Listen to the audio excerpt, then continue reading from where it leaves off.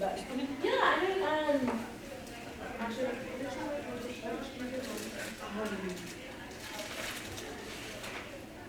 biopolitics, now it's been That sounds good. yeah. So I didn't do that. I saw it. These three. And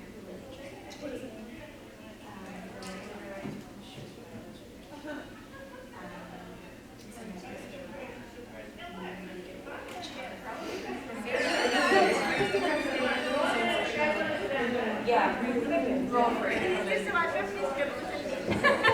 I was like, I don't know how to use that.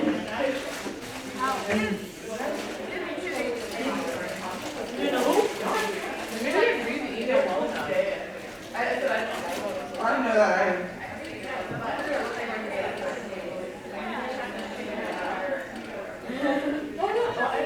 Wait, so don't know women in judges studies. You could have did one. So you did. What was the presentation? No, yeah. Toys. Like go to and wait, you ever a presentation? Yeah. Okay. She did say Oh. yeah, she said class. You know the first like sending half information email? Like I was talking to her, like, hey, where is like the session? Like that little first like prep? Yeah. I was like, oh, I didn't give you guys a room number. But I would just wander around the building. I gave you a time. I didn't give you a time. Yes, me too. They like put out like So, okay. but we were like way here. So, and then the younger one, I can't remember her name, responded. That was completely legal. Yeah, it was our first one. She was story. And then I looked at that and it's like a rescue mask. And then she responded to the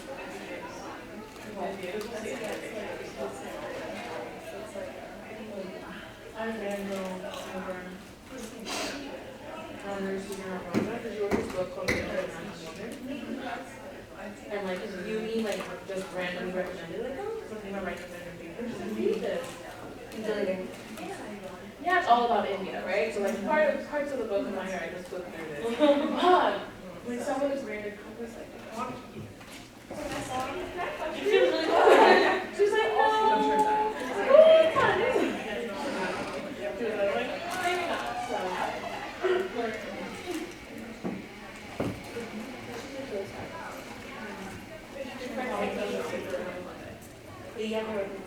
what changed the time? I don't know. Because I probably did.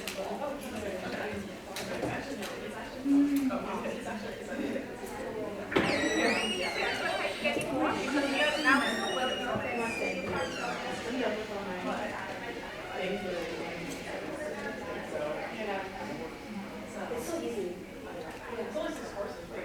And then I took like 8, but I think possible since I'm on major courses in the answer fast. My mom was tired of buying it. It's like her one. I can't be doing this. Like, so I'm a full page. And when we had like women's health and West Africans and stuff. So yeah, good over. And so, the women part, I've been selling. I think the men's health class, she's like, no, I can't keep like taking pictures. There used to be a women's health class in that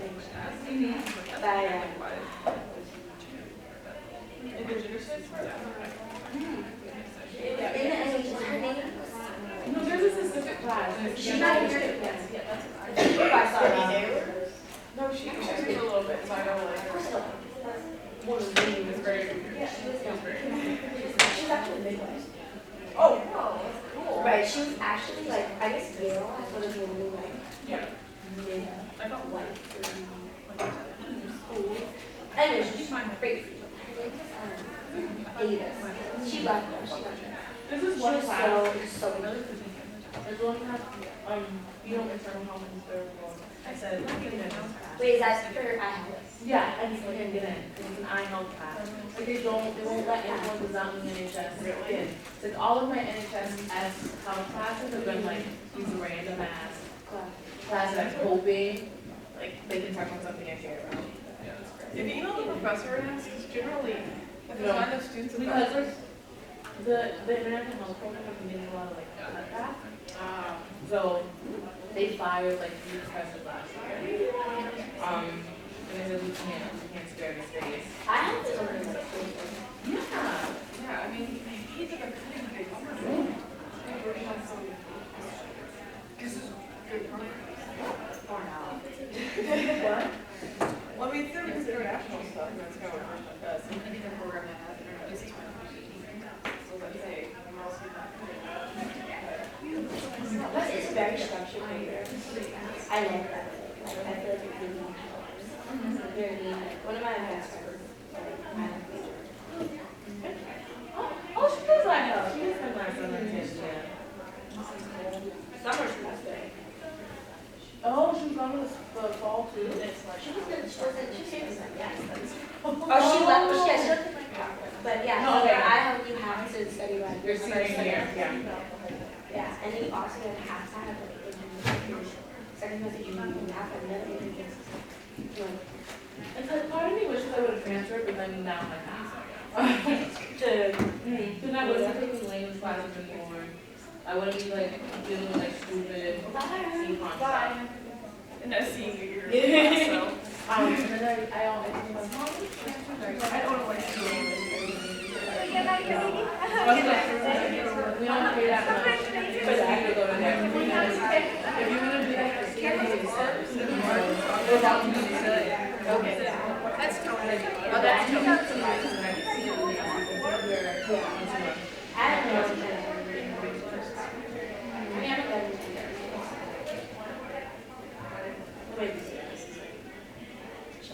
No, no, no.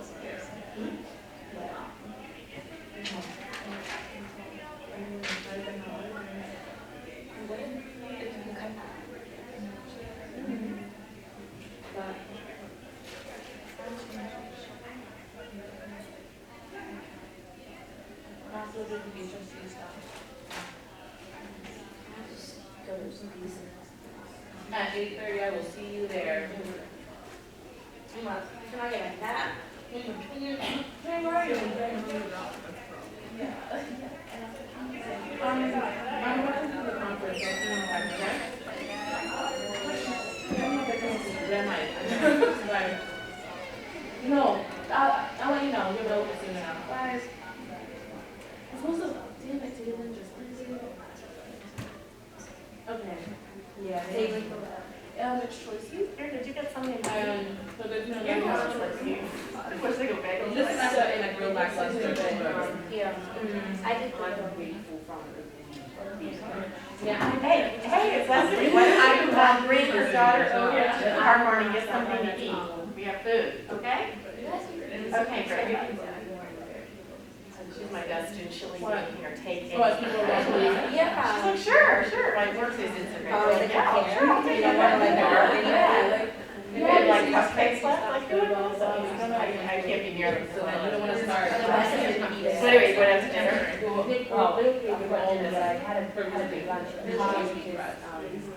Also, And they love like baking and giving out like snacks and making us food for baking. no, I don't think it's on Australia Day for dinner. I made so many left. I mean, What is a lamington? That would be one of them. A lamington. it's like a square sponge cake dipped in chocolate and coconut. And it was, yeah. You make them in little things, or you make a tray, cut them up and then just. We're just finished one different. And you put it on my plate. You know, it's like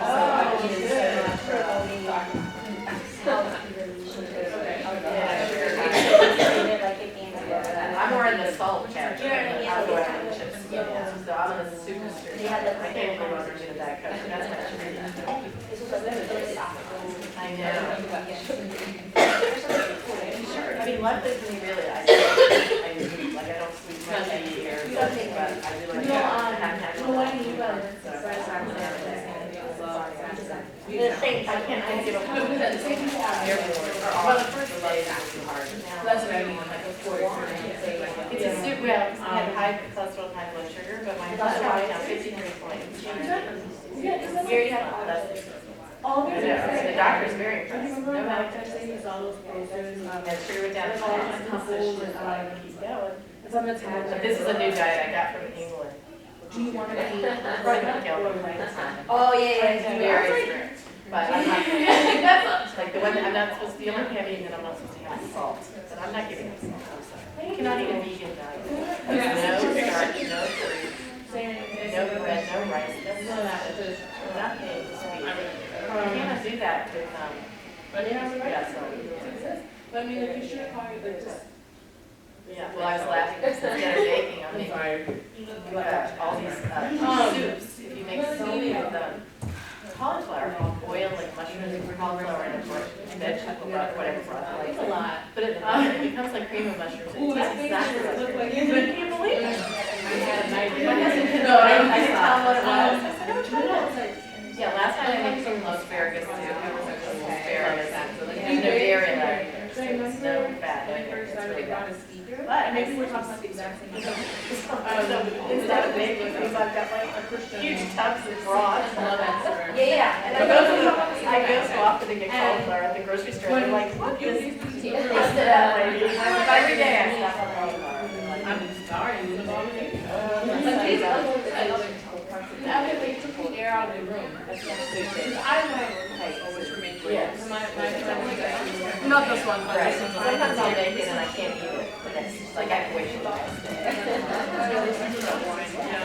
Well, at least you're making something yummy. So is Australia Day today?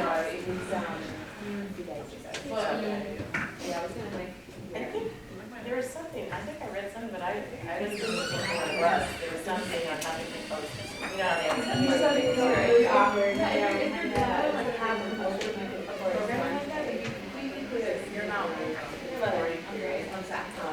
They have this event to do a speaker, they think the employees want Oh, my, you finished it, you set it up, or you know, you revised it, or that's it?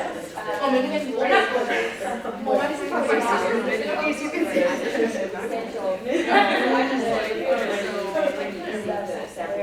I work at so obviously, I don't remember that after Mary. You have this whiteboard and all. That's the other. And covers and all that. There are like, and it's a You know, well, what about if you're a graduate who started in graduate, she was talking about Gets cool. So she's baking now. I was telling her, I'm making beads.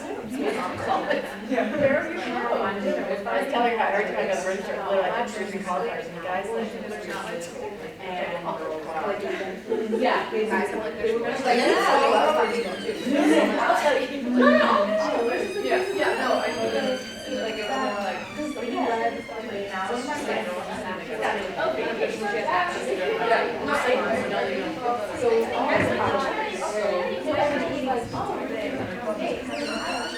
obviously just correspondence. No, it's just them. And then it got canceled because everyone found out and they were trying to. Okay, now I can see that our hardcore students are left here. So please, So yeah, we should. Professor Fisher and Professor Hamby generously agreed to stay a little bit longer and answer questions. And whereas the students we are engineers who are dying to ask questions. They said every 10 minutes of your talk they wanted to ask. Just raise your hand and ask questions, but they had to wait until the end of the talk. So now they are bursting loose. And you're not always have questions. I'm always bursting. Right. So let's get started. I just want to comment first.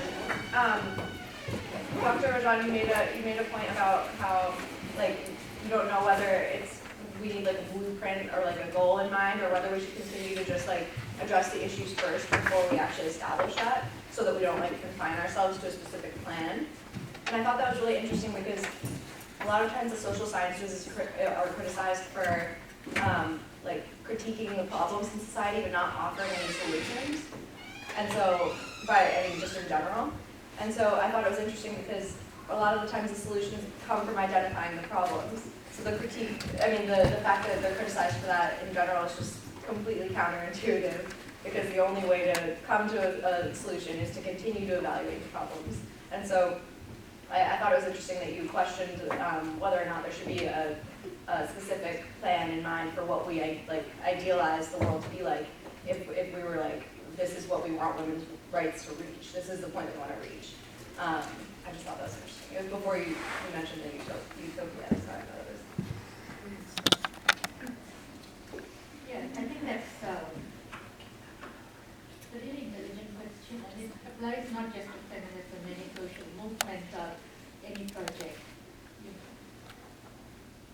And between the idea of critique of something that analyzes an issue and finds what are its components and what made it good, and then you find the defect in a situation.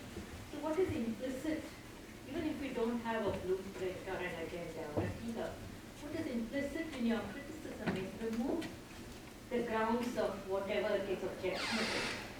So obviously when you're saying this is a problem with this situation, then you also are saying, let's remove that problem. So that becomes its own agenda, in a sense. But beyond that, I mean, I think when we say vision, we mean something beyond that. Like, apart from those implicit kinds of correctives and reforms and changes, I think we suggest something, and that's why somebody used the word blueprint, which is a little bit more specific, I think, than a vision. A blueprint is not only what is ahead, but also how you're going to get there. So it's kind of completely dotted and crossed, and which allows you very little room for maneuver or flexibility. Right? And so one has to be open to the contingent. One has to be open to things that happen. So there's a difference between having a vision for the future and having a blueprint for the future. And I think without a vision, you cannot have a social. I see what you want to see, how you want to do. But generally, visions tend to be utopic, tend to be ideal, and they're not really that anyone actually entertains the hope that that will be reached, but nevertheless goes on towards. So, yes, I think that I'd like to say that implied and implicit in every kind of project of bringing about social transformation is some idea of what is ideal. And I know that, even in an American classroom, I just feel that there is so much, it is such a libertarian classroom because teachers say, I don't want to impose my views on the students, just open-ended, and so on.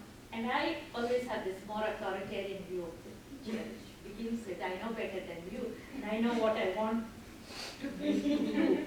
And, this idea that there is something that in a teacher's role which is transformative. So I think, again, that need not be authoritarian, but I think that is possessed of a certain ideal or notion of what a teacher would be. So I think these are kind of related questions. It depends, maybe a question of degree rather than of absolute sense of, okay, let's just see where this takes us, let's just improvise and let's just go from step to step. There's one kind of laissez-faire. I think at another level you do have some particular kinds of vision. And those can be contested. Those visions can be questioned. The idea of a classless society is not everybody's idea. It's not everybody's idea. I think once you lay out an ideal, then it can be something that's open to debate. But Ashwini might have something to add. It sounds like there's a question here that's burning, so that was wonderful. So I don't have anything to add.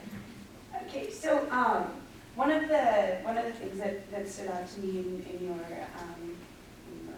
speech or vision was the idea that science and technology provide an emancipatory potential and also may mark kind of a roadmap for feminism and for emancipating, I guess, the things that currently subjugate, or the sources of women's oppression at the moment.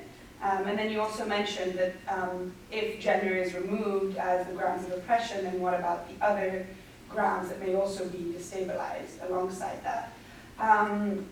So something that came up for me was that I guess harnessing science and technology in reproductive technologies has this promise, but at the same time, we've already witnessed how with the other thing that I can think of at the moment is with something like surrogacy, you actually have,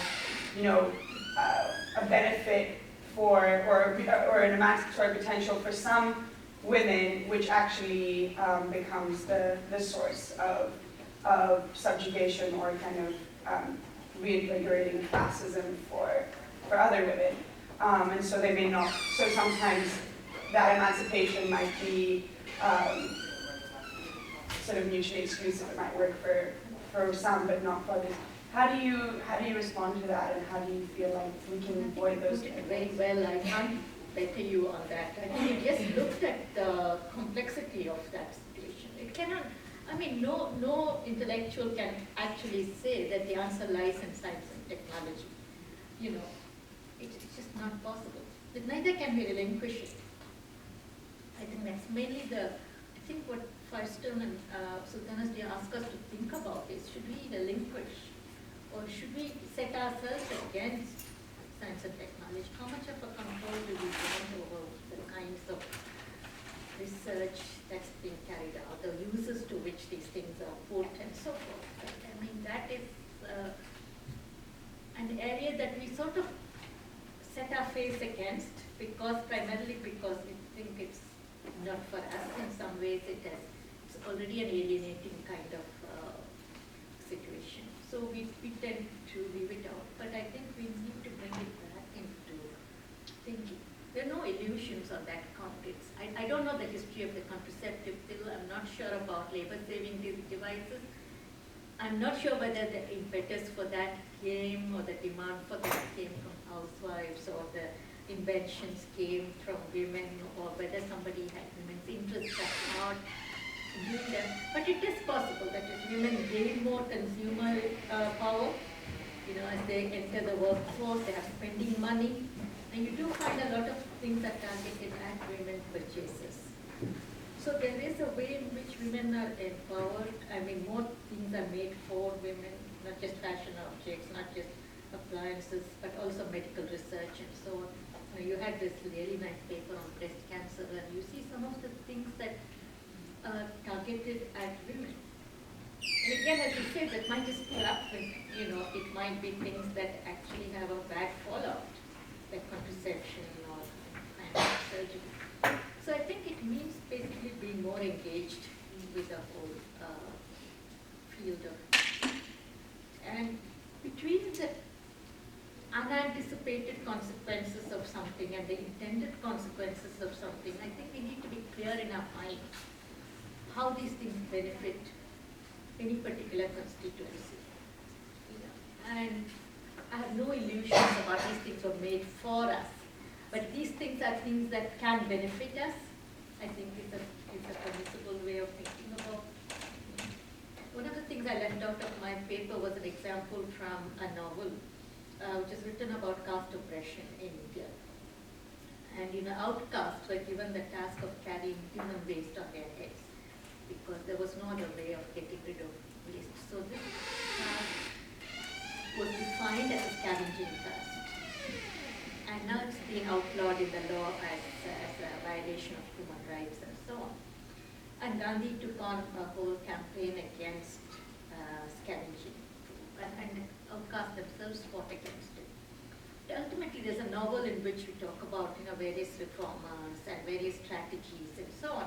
And one of them says the invention of the toilet flush will bring about an end to human scavenging. And that's a technological fix for a social problem. Now you might ask, can technology fix social problems? A social problem must be addressed in social terms. But in a way, the toilet flush has done more to bring about an end to human scavenging in India than anything else. And it wasn't invented in order to emancipate outcasts. You know, it was an invention that had to do with many other aspects of development, and so it incidentally brought an end to this. But there are other ironies to that, because now those who work on cleaning toilets are still the scavenging caste. So that's a whole different story as well. But nevertheless, I think there are ways in which there have been technological, non-feminist, non-political solutions to political and social issues.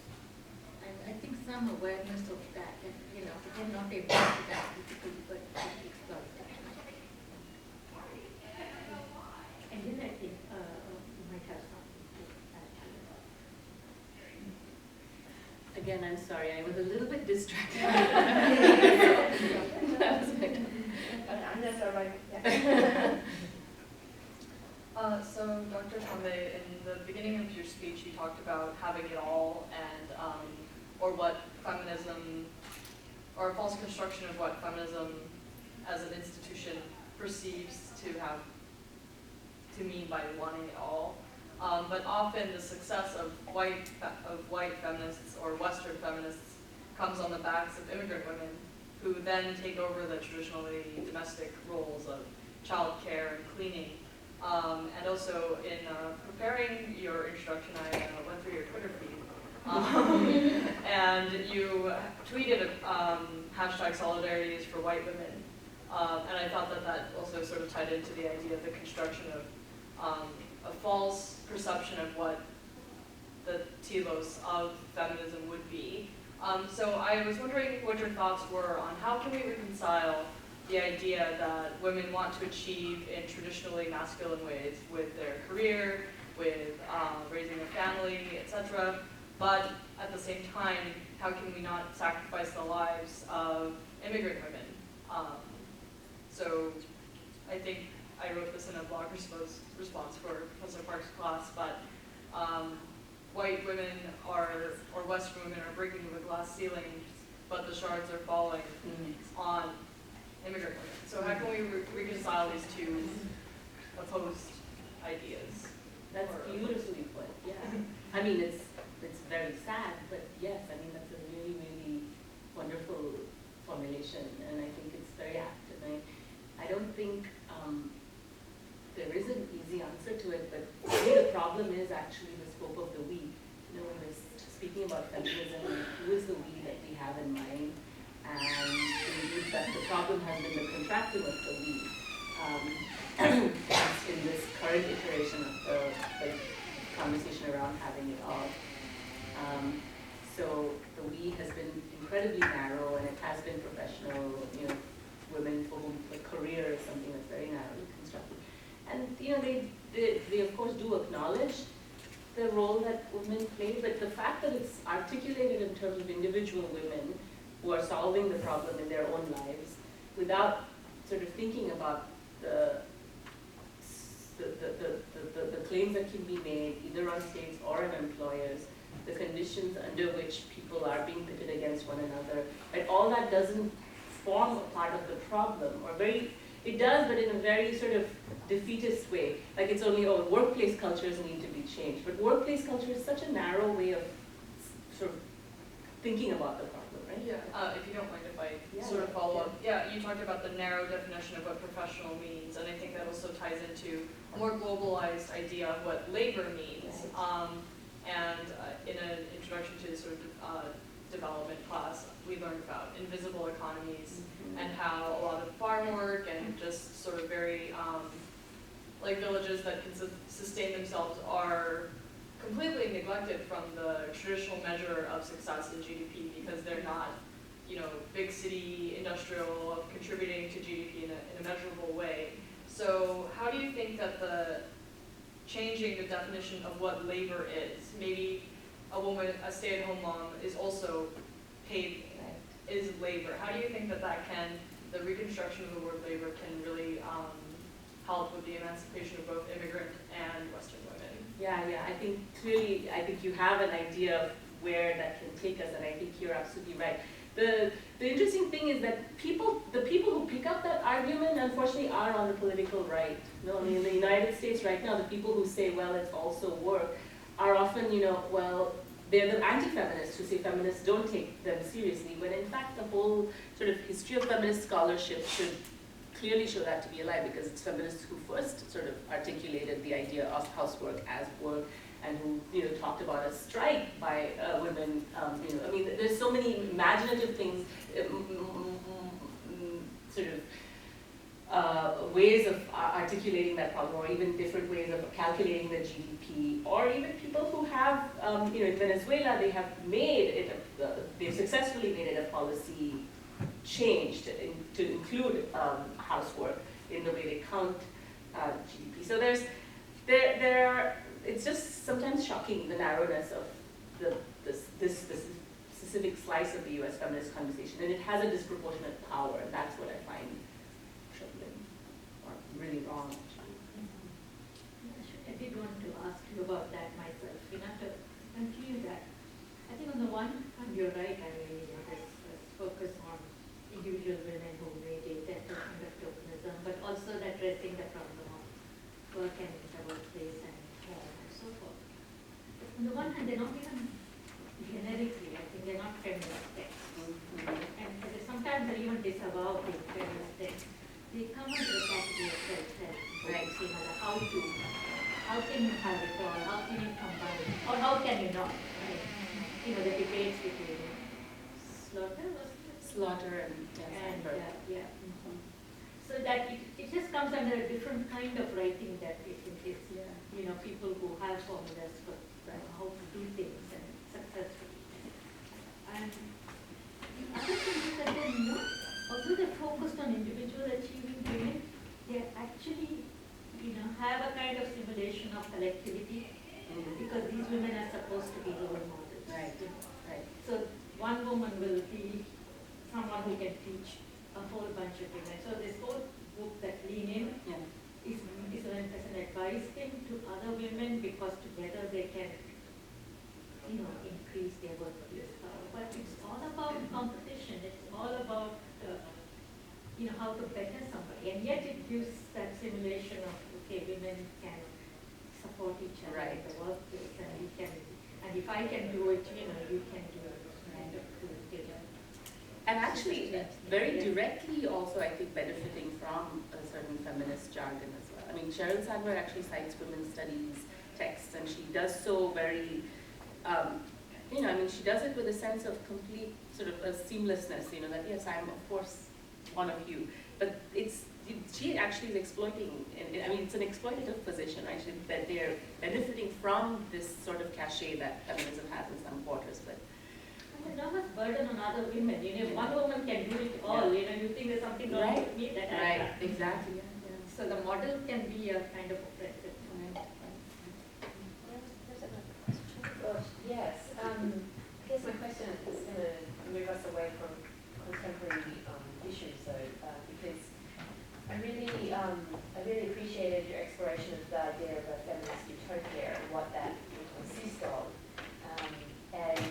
But as you mentioned briefly, a dystopia, because one person's utopia is another person's dystopia.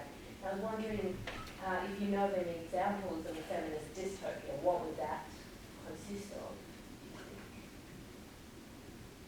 There have been several, feminist dystopias, Handmaid's Tale, and Would you call is that still feminist, the Handmaid's Tale?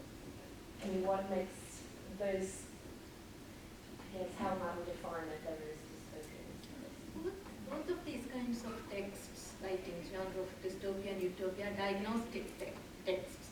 They diagnose the contemporary situation and then build an imaginary world out of the reading of the present, which is why I feel that reading them is symptomatic.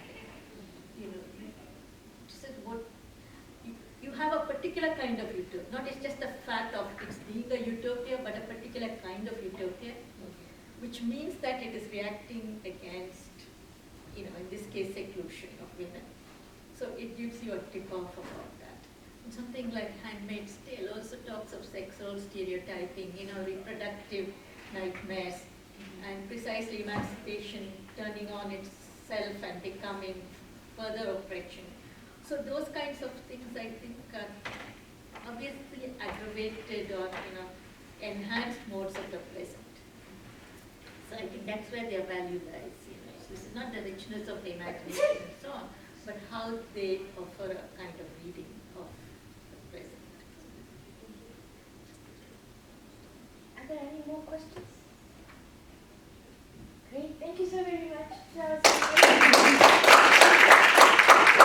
There's so many fun things that are planned. Actually, this is also, although I don't think I did a good job at publicizing it as such, it was supposed to be some kind of an open house as well.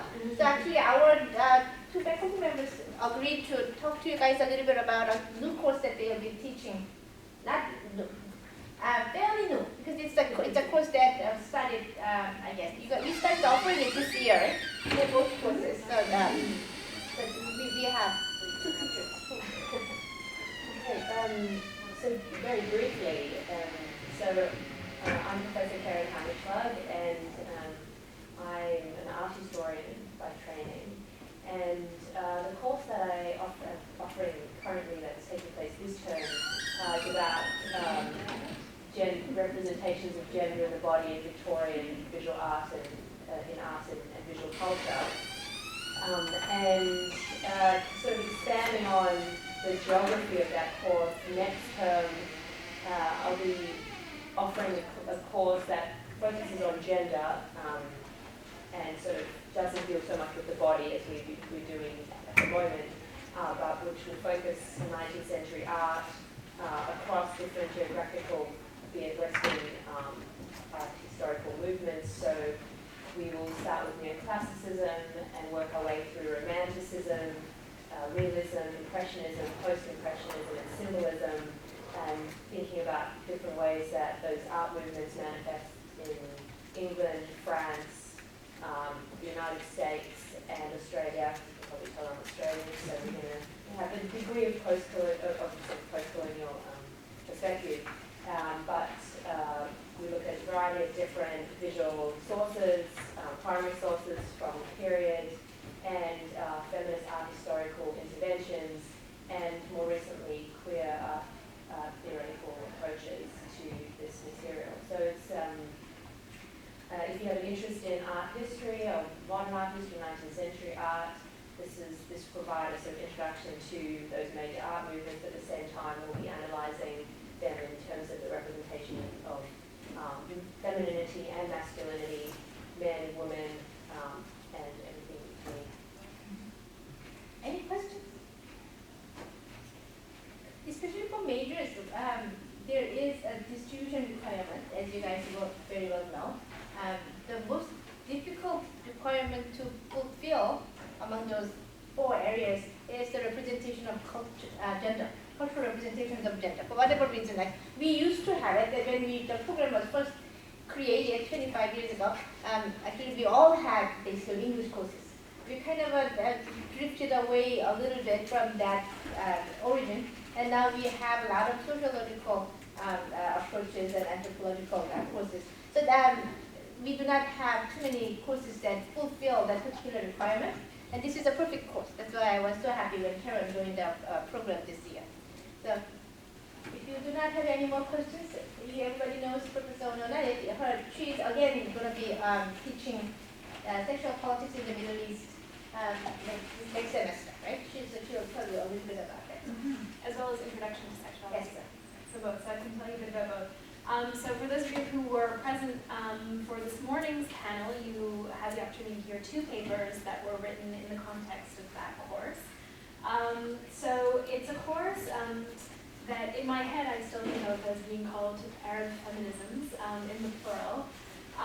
So it's a course that takes as its starting point some of the foundational texts of post-colonial theory. So for those of you who may have encountered sort of secondary texts, the exciting sort of starting point is that we look at some of the primary texts themselves. So we have an opportunity to read people like Edward Said firsthand. So it starts from from that point and we look at a variety of different issues from a post-colonial and transnational feminist perspective.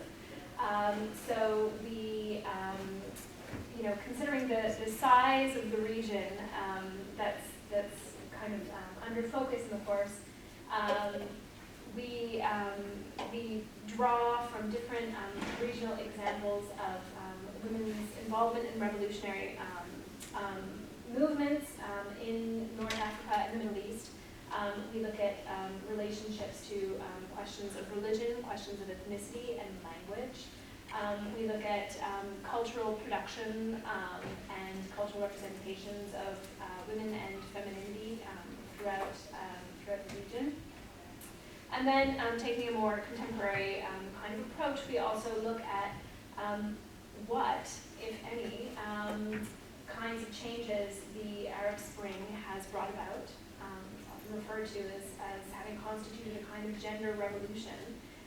So we look at women as actors within that revolution in particular and consider the ways in which images of women have been utilized as signs and symbols for different stakeholders and what ways forward there might be. So in a nutshell, that's that. I don't know if anyone has any particular questions about that course. And then Introduction to Sexuality Studies is a course that broadly, explores a variety of different issues from the perspective of queer theory. For anyone who's interested in, again, reading some of the primary texts that we might consider as being foundational in the field of queer theory, it's an opportunity to do that in good company, so it's not so scary, and we all wrestle with it together. So we explore in depth questions of gender, questions of sexuality, questions of identity as they relate to or not to the LGBT acronym. We look at questions of sexuality and identity in relation to the state and legal frameworks. And as well as questions of popular culture and representations of deviant sexualities. So that's that course. Any questions? I have to leave. Oh yes. Thank you so Thank you much so very much. for the opportunity. It was wonderful to speak with you and wish you and the program the very best. And we, as a program, are very happy to meet Anya. Yeah, I was just telling her she has been here many times. When she was a baby in a Yeah, stroller. and in utero as well. I remember her in a stroller. I was going to say, 2013, 2014 was the first year we started offering Introduction to Sexuality Studies. The first semester, the fall semester, we offered one section, one section. And we are still offering a one section this semester, but I had a little bit of trepidation, wondering how many students are going to enroll in it, but how it's going to be responded to, how the campus community will accept it, and what about the alums. But anyway, the story had a happy ending, and the class was a huge success. So now starting next semester, 2014-2015, we'll be offering two sections of Introduction to Sexuality Studies. So I'm very, very excited about that. What is also good about the whole development, alongside Introduction to Sexuality Studies, we also have Feminist Thought 2, now that focuses on queer theory as well as sexuality and dissident theories. So that means those students who are interested in actually following a track on queer theory and queer studies, they can take the Introduction to Sexuality Studies and the Feminist Thought 2, and along to go with many other electives. So that actually we successfully, I think, established a track in queer sexuality studies. So I think it is a wonderful development for our program. And there's even there's another really wonderful news, which is now that we have two kinds of intro classes and two kinds of feminist theories, feminist thoughts, majors and minors are welcome to take, if they take both of the two different kinds of intro classes, right? They can count one of them as their elective, especially for our majors who sometimes have a problem finding good electives to fulfill all the requirements. Nowadays, now they can take, for example, Intro to Women's Gender Studies and Intro to Sexuality Studies and count one of them as an elective. They can take Feminist Thought 1 and 2 and count one of them as not a foundational course but actually an elective. So that's like having two more electives that you can choose from, and both of those courses are just amazing courses, and we've been receiving incredible responses. So that this semester, for example, when I got the pre-registration number, I was really thrilled because the Introduction to Sexuality Studies had actually, not only that was full, it has 38 students on the wait list. So I thought it's an incredibly exciting development that's happening in the program. Okay. Any questions? Well, our day started, as you already know, at 9:30. I think we are all kind of wilting. So you are more than welcome to stay and please finish the food. And maybe there is no more food. It's gone. Okay. There's no food. Just snacks. Well, thank you there's so some very much. mayonnaise and mustard if you want those packets. Thank you so very much. And Sarah, Professor Stiles from Sociology Department, and Professor from Justice and Peace Studies program just joined us, and now we are saying we are done. We're part of the fan base. And they made it for the food. You were saying just under the wire. Exactly. Thank you so very much. Oh, the trash is outside.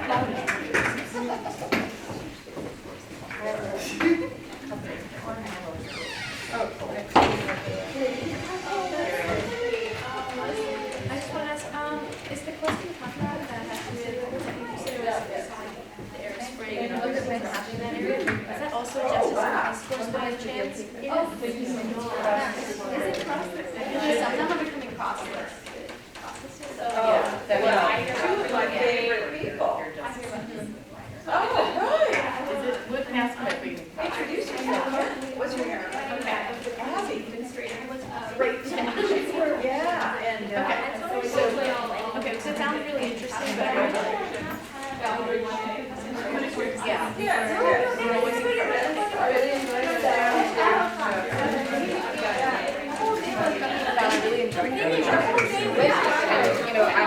My family's from India, but I'm just trying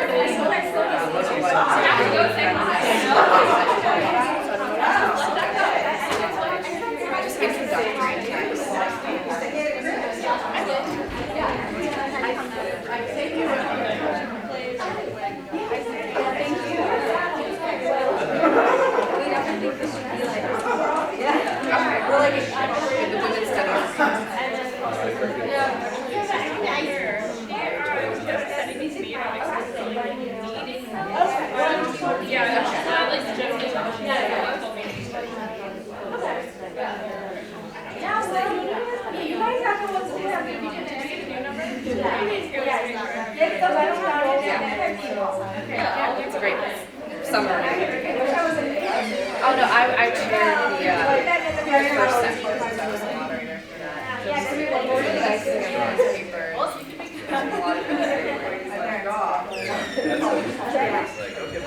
A lot of thanks again. You want to have they can have an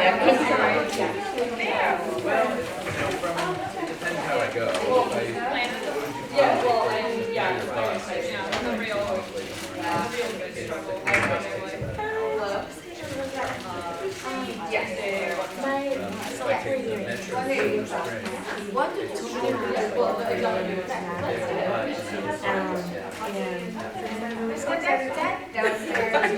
But I didn't have my Oh no, okay. Actually, where are you right now? Okay, I'm gonna do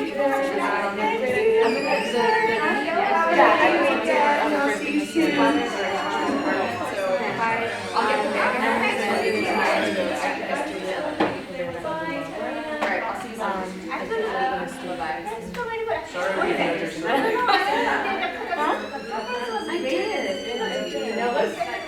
I wasn't. I studied a lot, but I mean, Right in the middle of it. Yeah, we're generally, most of us in this room are in like either majors or minors. I have a good weekend. Go to that. All right, you have a good day. Thinking about it, but I'm all afraid. Yes, There's a lot of papers involved. I'm around a lot. My office hours. That's what everyone keeps saying. Let me take my GRE and see what happens. No, I'm originally from New York, but my family is all in Houston. So I was just saying, I'm also, we met at Yes. at a conference.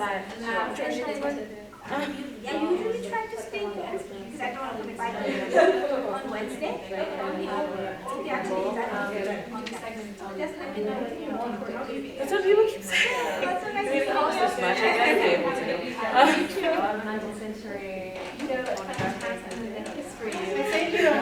Half a bagel of the, the chicken and tomatoes, that was all that was left. Some cream cheese and half of a sandwich, so should I just put that in your office? I will. Or do you just want to stick it in your purse? Pretty interesting, I mean, they're all like. You do have to put that in there? Okay. It's super lightweight. Thank you so very much. You took care of everything. Thank you so much. You're welcome. Well, thank you. I was wondering anything. You last year. I'm like, I can't believe it. Thank you so very much. At the beginning of the session, your introduction was excellent. It was really. I love having such a great, it's great learning Next people year, like you, so for them, I mean, it keeps me young, so. And then give the paper and you. I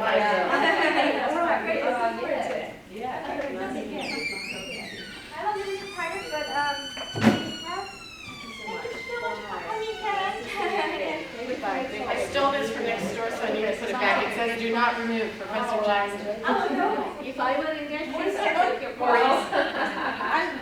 many to get the book? Yeah, it's good fun. We should have gone to this store. So glad you meet us here too. Yeah, she's been struggling that makes all the difference to her. There's so much energy, to be honest. She doesn't get enough support and even just to come for a while. I hope so. That's certainly my intention. It's been a great experience. Well, I think that's what they're hoping to achieve. It hasn't been executed. This is the idea. I don't think the contract itself is actually being retained. But this is the idea that we're pushing. I do. So my partner also teaches.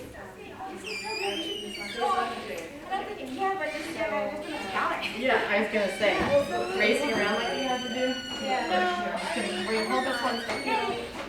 Her appointment is also not a Dragon is that? permanent one. I'm like, it's more permanent than All right. she teaches language largely. You should get So it's three lots of rest. Just you. But I wish I could do it easy to clean my house. No, that's a different kind of. I just get, now I feel like I could just, I don't know. Are you sure you don't want to come to dinner? Yeah, I have to see it and I have to wait till it's 7. I mean, I know. It's too depressing now. I can't eat more time. Did you see what I ate for lunch? Yeah, I saw that. Even Rajit got I'm gonna go home and have my asparagus soup. soup. Yeah, the soup was. The recipe sounds amazing. I still have Asparagus is really good. So that's amazing. But I'm But going I to. every time I boil the asparagus, I'm literally like, you roast it with the cauliflower and then you put it with vegetable broth in a thing, boil it, leave it till it's cool. But the blender turns into this beautiful soup. I'm not serious. Blender is the same as mixer. I think blender is a mixer. A blender is a thing when you make drinks out of. Just you dump everything in and you just turn it on like a smoothie. I think I had it. Yeah, was in a couple years Or do you ago. have the kind that goes in? You can use that one too. You know, the kind that just goes in a bowl. I don't have that. You know, I just use a knife. That's the only thing that I use to cook. Because you don't bake. Right. This stuff is not. I think that went very well. It did. It was wonderful. Yeah. Although you and I really, I'm really not. That's fine. Who's These are all my Whose stuff. pad is that? These are all my stuff. Okay. My kids, it's they want to extract credit for showing up. That's sweet. I mean, Lisa came. They all love eating. This is the thing, I think we should just have more food events. Yeah, because they did a very good job eating, don't you think? They love to eat. And it's good for them to share stuff. I don't know, maybe we do these study halls. What did they talk about? We never did any of this stuff we were going to do. Well, no, but we are going to do the, some little social event during the graduation weekend. Oh, the graduation week. Yeah, just a couple of hours, have the, some history. Oh, that's right, were we going to do something with the parents? Yeah, the We're going to advertise just so they can bring their parents. students can bring their parents for an hour and. Cocktail party. Yeah. Oh, that's good. So I guess we are going to go have dinner a little bit earlier than we hoped. They're going to see us, right? What time is your dinner? I made the reservation at 6, but it's only 5:05. Well, what do you want, are you walking back to the office or do you want to? I'm happy to skip the dinner because I just had I Yeah, didn't but know. we cannot just leave, right? We just have a kind of a debriefing session or something. And We could go have a, we will have some drinks first and then wait until we get home. well, because I was gonna say you guys did just eat and you got, Yeah. people did just eat. Whatever, I'm not going in either. Yeah, Leslie is refusing to go with us. It's too hard. I think you guys should go another day and, have a celebration after. Oh, we'll decide. You want me to walk back to the office or what? Are we? Yeah, we're gonna go directly to the restaurant, I guess, Right. and then.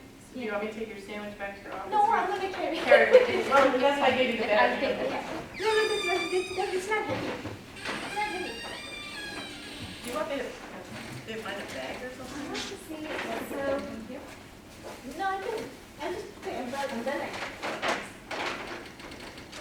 Thank you so very much. Oh, you're so everything. welcome. Our Lisa.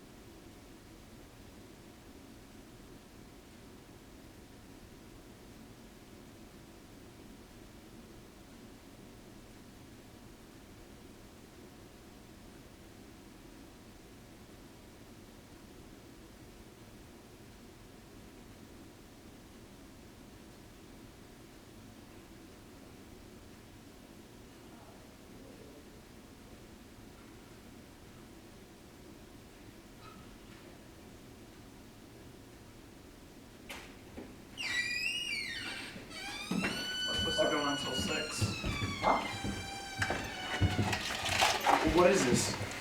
It was